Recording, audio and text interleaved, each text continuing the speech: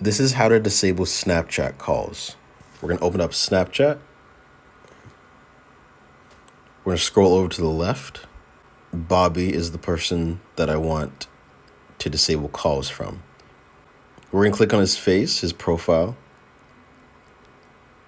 In the top right, we're going to press the three dots.